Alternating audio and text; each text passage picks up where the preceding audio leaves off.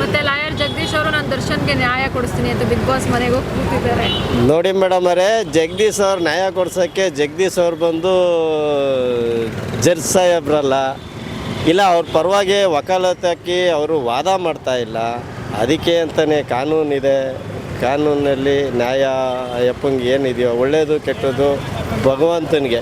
ಇಲ್ಲ ನೋಡಿ, ನಮ್ಮ ದೇಶಕ್ಕೆ 21 ವರ್ಷಕ್ಕೆ ಪ್ರಾಣ ಕೊಟ್ಬಿಟ್ರು ಭಗತ್ ಸಿಂಗ್ ಅಲ್ಲ, ಏನು ಸತ್ತೋಗಿರೋನು. ಇಲ್ಲ ಮಹಾತ್ಮ ಗಾಂಧಿ ಅಲ್ಲ ಅಲ್ವಾ.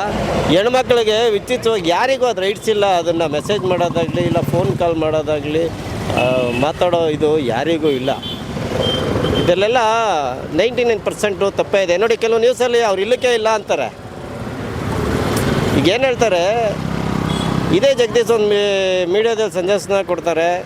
ಈ 4 ಅವರ್ 4 ಗಂಟೆಗೆ ಶೆಡ್ಗೆ ಹೋಗ್ತಾರೆ, 8 ಗಂಟೆಗೆ ದರ್ಶನ ಹೋಗ್ತಾರೆ. ಈ 4 ಅವರ್ ಗ್ಯಾಪಲ್ಲಿ ಏನಾಯಿತು ಅನ್ನೋದು ಅದ್ರ ಬಗ್ಗೆ ವರದಿ ಇಲ್ಲ, ಯಾರೂ ವರದಿ ಮಾಡಿಲ್ಲ.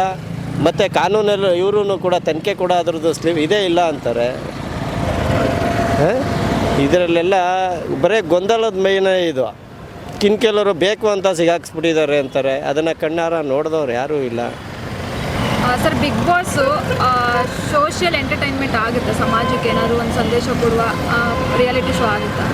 ನೋಡ್ರಮ್ಮ, ಜನರ ಮೇಲೆ ಡಿಪೆಂಡ್, ಅದು ಸಾರ್ವಜನಿಕರ ಮೇಲೆ ಡಿಪೆಂಡು, ಕರ್ನಾಟಕದ ಜನರ ಮೇಲೆ ಡಿಪೆಂಡು. ಕನ್ನಡದಲ್ಲಿ ಮಾಡ್ತಾಯಿದ್ದಾರೆ, ಚೆನ್ನಾಗಿ ಬರ್ತಾಯಿದೆ. ಪ್ರೋಗ್ರಾಮ್ ಮಾಡ್ತಾ ಇರೋ ತಪ್ಪು ಅಂತ ನಾವು ಹೇಳ್ತಾ ಇಲ್ಲ, ಎಂಟರ್ಟೈನ್ಮೆಂಟು ಅದು ಮಾಡ್ತಾ ಇರೋ ತಪ್ಪು ಅಂತಿಲ್ಲ.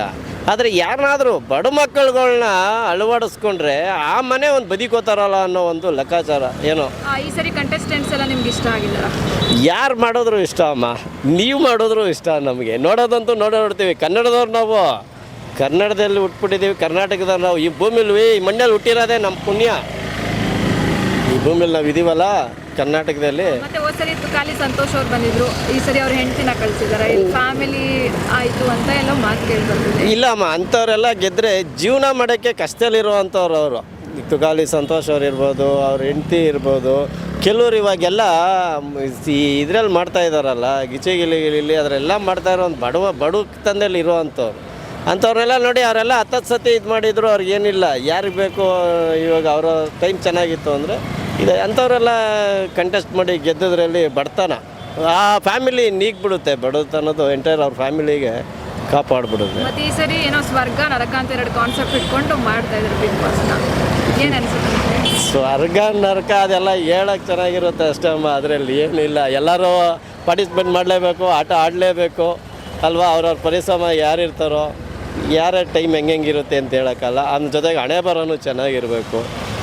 ಮತ್ತು ಇನ್ನೊಂದು, ನೀವು ಸತ್ಯ ಸೀರಿಯಲ್ ಗೌತಮಿ ಜಾಧವ್ ಅವರು ಇದ್ದಾರಲ್ಲ, ಅವ್ರದ್ದು ನೆನ್ನೆ ಬಿಗ್ ಏನೋ ತಗ್ಸಿ ಅವ್ರು ಸ್ವಲ್ಪ ಇನ್ಸರ್ಟ್ ಏನೋ ಮಾಡಿದ್ದಾರೆ, ಏನು ಹೇಳ್ತಿದ್ದಾರೆ? ಇಲ್ಲಮ್ಮ, ನಾನು ನೋಡಲಿಲ್ಲ. ಅದು ನೋಡದೆ ತಪ್ಪು ಮಾತಾಡಬಾರ್ದು. ನೋಡಲಿಲ್ಲ ಅದು. ಯಾರು ಗೆಲ್ಬೋದು ಸರ್ ಈ ಸರಿ? ಇನ್ನೂ ಅಷ್ಟೊಂದು ಯಾರ್ಯಾರು ಇದ್ದಾರೆ ಅಂತ ಐಡೆಂಟಿಫೈ ಇಲ್ಲ ನಾನು. ಯಾಕೆಂದರೆ ನಮ್ಮದೆಲ್ಲ ಇಲ್ಲೇ ಟ್ರಾಫಿಕೆಲ್ಲ ಜಂಜಾಟ ಆಗೋಗಿರ್ತದಲ್ಲಮ್ಮ. ಬೆಳಿಗ್ಗೆ ಬಂದರೆ ಇನ್ನು ಹೋಗೋದೆ 12-1 ಗಂಟೆ ಆಗೋಯ್ತದೆ ರಾತ್ರಿ. ಜೀವನ ಸಾಕ್ಬೇಕಲ್ಲ ನಾವು. ಹಾಗಾಗಿ ಟೈಮ್ ಇದ್ದಾಗ ನೋಡ್ತೀವಿ. ಓಕೆ, ಥ್ಯಾಂಕ್ ಯು ಅಮ್ಮ. SS ಟಿವಿ, ಸಿನಿಮಾ ಜಗತ್ತಿನ ಕ್ಷಣ ಕ್ಷಣದ ಸುದ್ದಿಯೊಂದಿಗೆ.